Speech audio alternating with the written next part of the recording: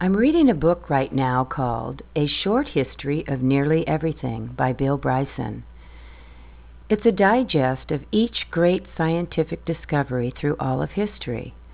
Mr. Bryson states that until quite recently, scientists believed that they had, quote, pinned down most of the mysteries of the physical world.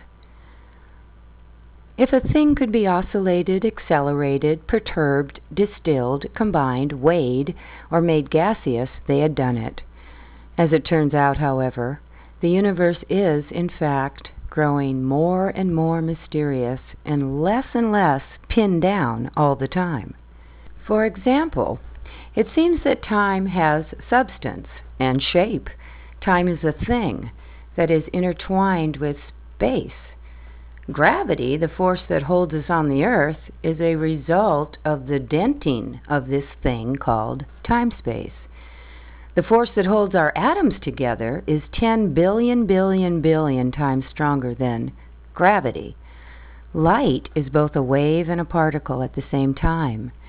Electrons pop in and out of their so-called orbits without the apparent inconvenience of having to travel through space or time.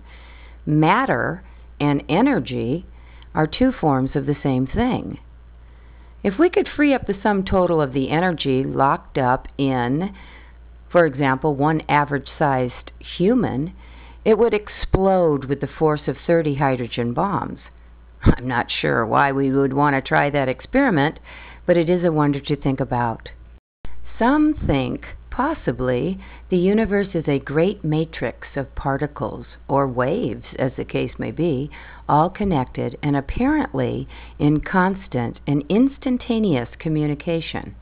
In addition, we now have to ponder the idea that the universe we see is only a fraction of what exists within that same space.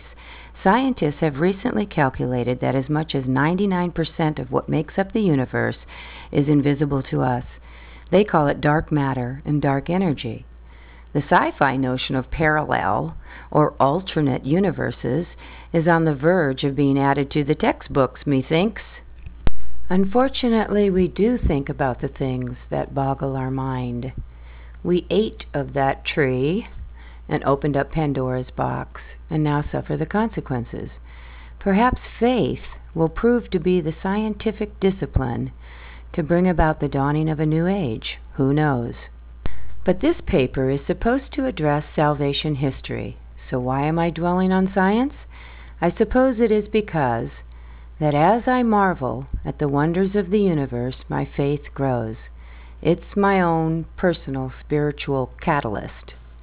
In the Bible I have, after original sin, Genesis 3:22 reads, "Then the Lord God said, See, the man has become like one of us, knowing good and evil, and now he might reach out his hand and take also from the tree of life and eat and live forever." God has granted us permission. We may take from that tree, but he has also given us the choice. Could it be that salvation history records the process of this decision we are trying to reach? The choice isn't easy because fear and doubt and envy and jealousy have been unleashed into our world. And if that wasn't bad enough, we learn from Genesis 8:21 that the inclination of the human heart is evil from youth. But God can't help but love his creation, so much so that he grants us all the time in the world to choose life. And he reminds us of this each time we see a rainbow. I suppose he knows it's going to take us a while before we can get back to the garden, so to speak, so he extends this promise to all future generations. Salvation history can be seen as a history of lessons. These might include lessons on reckoning, obedience, sacrifice, and patience. Additionally, the history includes lessons on the dangers and consequences of a lapse in faith, or forgetting the lessons we have already been taught, or the defiance of authority. This history is a record of the steps it takes for us to accept God's offer to reach out our hand and take from the tree of life.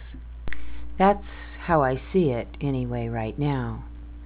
I'm certain that all us sapiens are still reeling from the pain of the birth of our existence, and that the steps recorded in the Bible are baby steps indeed, and that our brains aren't wired to fathom any of this, and that a quantum leap and a leap in faith may turn out to be the same thing.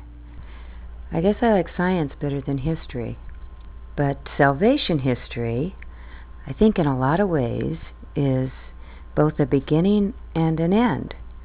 And maybe it's a circle. Who knows? Don't ask me. You'll just have to have faith.